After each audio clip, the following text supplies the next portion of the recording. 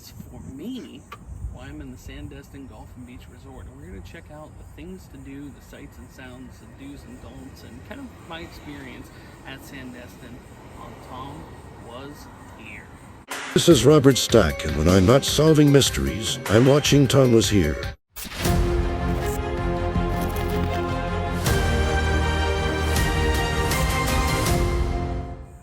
We're staying at 528 Augusta Court.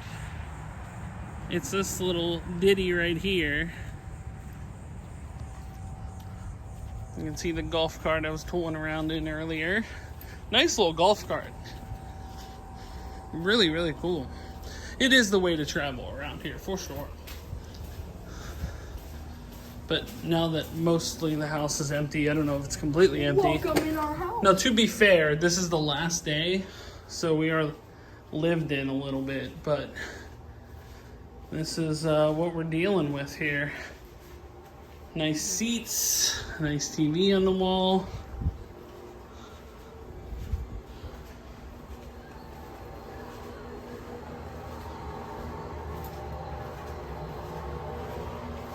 The kids' bedrooms, as you can see, slept in. Washer and dryer. Show you one of the bedrooms here because my dad's in the other one. But yeah, we're getting ready to peel out come tomorrow. Oh, the shower. Fantastic water pressure in that shower. I highly recommend it. And yeah, I mean, it's not much. It's bigger than it's a nice place. This is the kitchen here. I said it's nicer than staying in a little cracked up hotel room for a week. And as you may be seeing in a few other videos, right off, I think, the 17th green of one of the golf courses here. No errant golf balls as of yet. But I was using this for sitting down for a video, and we used the grill over there. But yeah, it's a nice little place here. Okay, let's get on the golf cart and head towards the beach. And really, this is the best way to show off the true size of the Sandestin Resort. Because it is a sprawling resort with about, I think it's about 1,300 homes. There's condos. There are a couple golf courses. There are a couple shopping and dining sections. There are a few hotels on the property. So it's really, really, really big. And the reason why I'm voicing this over instead of letting you hear the sound is the wind is whipping through this thing, so you can hardly hear what's being said or what's going on. So this is an easier way to do it. The one thing I did notice in my time there is just the upkeep of this particular property. I mean, they have people constantly working on cutting grass, on hedges, on weed whacker. They're spraying for bugs. They're using leaf blowers and blowing leaves off the golf course. They're blowing leaves off of individual properties, including the one we were staying at. We had people come and actually spray for bugs and spray and kind of leaf blow the leaves off of the lawn. I can't imagine what the HOA fees are here. They must be massive. And I'm sure the house costs, especially in this market, have to be, I would say each house probably has to be somewhere in the neighborhood of $1 million. It's an incredible property. Really, really incredible. And this golf cart path is awesome as well. They have this cool thing right off of the one golf course where you go directly under the tunnel and actually under the main road to get to the other side of the property, which is across the street. So that is, I never actually drove from the house to the beach. So I didn't ever had to cross the street, cross that main drag, which I think is Highway 93. I never had to cross it at any point to get to the beach. I could just use this golf cart and go on that path and right to it. But as you can see, because it's so big, I got lost so many times. This is why I did this on the last day, because I finally, on the last day, figured out exactly where to go and didn't go down some side street or some alternate road. So yeah, I mean, it's a sprawling, and it keeps going on and on and on. And as we're getting close to the beach here, you start noticing like some of the larger hotel properties that are up here. But it's interesting. All of the hotels have beach access. You can walk directly from the hotel directly to the beach. But for everybody else that stays at Sandestin, almost every other property, house, condo, and correct me if I'm wrong for someone familiar here, because I stayed there a week, there's only one beach access point for all of those people. It is bizarre to me, and I've never actually stayed at a place like this, so I can't speak for if I just think there should be more than one beach access point, especially because it kind of, the way it's set up is they dump you kind of right next to the Hilton property, and when we get down there, I'll explain that in more detail. But they put you on right next to the Hilton property, and there are issues being next to that property. But yeah, as you travel down here, there's kind of like a small, like miniature, it's not even really like a putt-putt as much as it is like a practice putting course. But yeah, you park at the hotel parking lots down here. There's quite a few parking lots for both golf cart and cars as well. And you kind of know as you're pulling in, whether the beach area is going to be busy based on the number of cars and carts in this parking lot. If there's a lot, expect the beach to be very busy. And when it's during the day, every day, the beach was busy.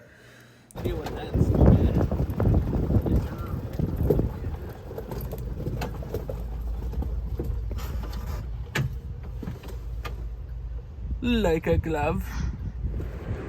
Having now spent all week here, it's still bizarre to me that this, with all the resorts, and I know each resort has their own beach access, but that this parking lot is for every other resident in this community. Probably about, 1,500 maybe have one beach access point. That's bizarre to me. I still can't figure it out why. See, this side with the cones over here is Hilton.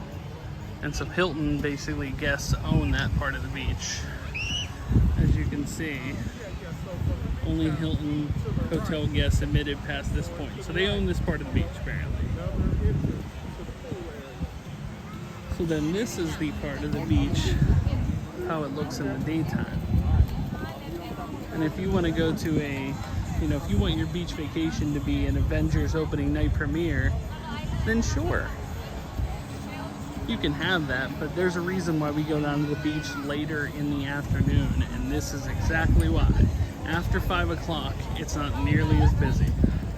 Now maybe you say, hey, I want to rent a beach chair and a beach umbrella of my own, which you can rent.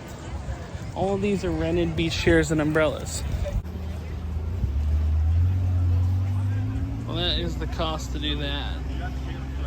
So if you get a set, 2 chairs and umbrella for a week, and you're a Sandestin resort guest, $215 for the week. Chair, $25. It's only 9 to 5. They take down the chairs and the umbrellas at 5 o'clock.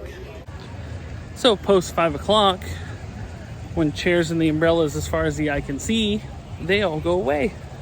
And most of the people do. That's just why we come down after 5 o'clock. But it depends on what you like. If you like a lot of people and you like sitting elbow to elbow on the beach, then have at it. But if you don't, come down after 5. To illustrate my point, this is the beach that you'd see during the day for the summer months. Lots of chairs, lots of tents, lots of people. But this is the beach after 5 o'clock. Still a lot of people, but not nearly as many people. They also take down the cones for the Hilton side so you can fully access the entire beachfront. But yeah, as you notice, Hardly any tents, hardly any chairs. Some people, sure, but not nearly as many as what's down there during the day. So I prefer evenings. That's when we were going down. You can see the sand too. Real nice sand. Call it sugary white sand beaches, and they are not wrong. Not wrong at all. Now, when you hear someone talk about the Emerald Coast, they talk about the clear water, the sugary sand beaches. And we certainly saw the sugary sand beaches, and if you're looking here now, we filmed this on the last day, here's the clear water. But we didn't have that for most of the week. This beautiful water that you see here was on our first day and on our last day. But there were a few storms in the Gulf of Mexico, so the vast majority of the week, it was pulpy. Definitely, I'm not a big pulp fan. Maybe you are, but there were some chunks of seaweed and other stuff in there for most of the week, sadly. As you can see in this night shot, you can see kind of the seaweed that has washed up on the shore. And I had someone stop me the first day and they were like, is it going to be seaweedy like that all week? And I was going based on the first day, and I was like, no, it'll be clear the whole week. It'll be fine. Boy, was I wrong.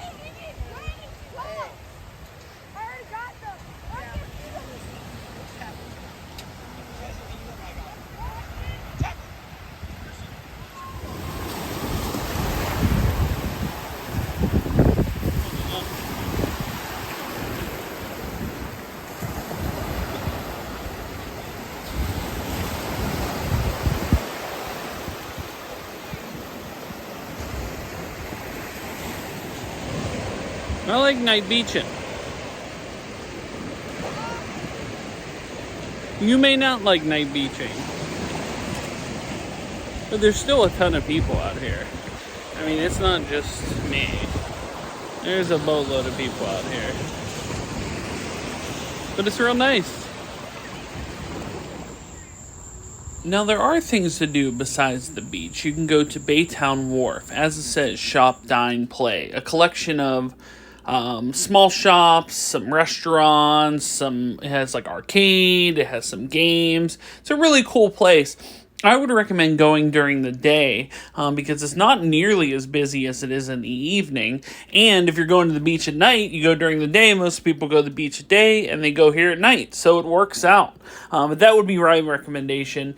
If you come over here and it's too busy, definitely come over here in the daytime because you will have a lot more freedom to really get to whatever you want. But it's a really cool place and worth checking out. We found this little pier that heads down to Baytown Cove, and it gives a nice view of the back of Baytown Wharf and kind of the rest of the kind of area surrounding this cove. And we just did a little quick side trip from going to the pool. We definitely hit up a few of the pools in the community this week. Both are very nice. The one that's closer to Baytown Wharf is bigger than the other, but it's usually a lot busier as well, so something to consider there. But yeah, there's really nothing to do down here. It just kind of leads to a boat dock that, it seems a few boats are parked at, and a few select members have the code. But beyond that, it's pretty cool. It's worth taking a little walk down as a little side trip.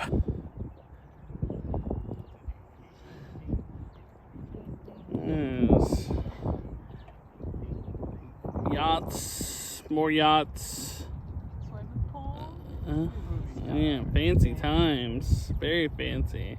And then there's Grand Boulevard. This is in the far end section of the Sandestin Resort, and it has a movie theater, it has a Publix, and it has some higher upscale retail and restaurants as well. We ate at Emerald's Coastal, which I highly recommend if you are down in Sandestin. We sat at the chef's table, a really unique, incredible experience to see them put together basically an evening's worth of meals. The duck wings here, absolutely incredible. I stand by them. They are incredible. I know you're thinking duck wings, they're fantastic. Worth getting it's listed as an appetizer. You can get them as a meal. But we really went through with the apps because the CDC, the Chef de Cuisine, is one of my wife's childhood friends. Actually went, from Pennsylvania and is now working his way up in the Emerald's chain. And he's actually the CDC at this restaurant. We also happened to come on a night where Emerald was actually in the kitchen. So it was a really, really unique, cool experience. The food was incredible. We also got to meet Emerald thanks to Tommy, the CDC, and yeah, just an incredible night. Definitely worth going down there and checking out if you are in Sandestin.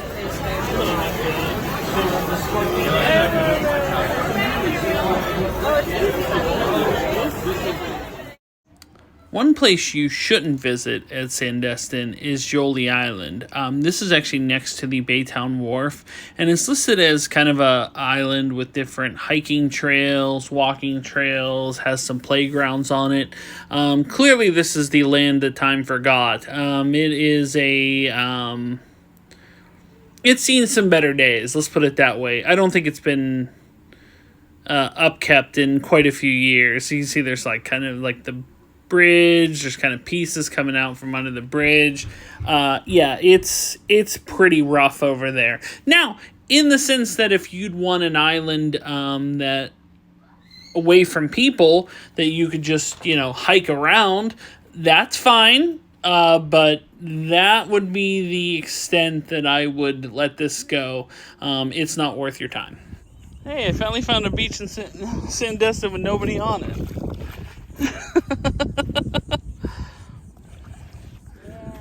Yeah. Jolie Island for sure has been they've kind of let it go to the they're letting nature take it over, but I've seen enough. You know why I wanted to check this out? Because I figured the water would be calmer. well, it is. It's like a lake. That's nice, actually. It's very nice. It's nice.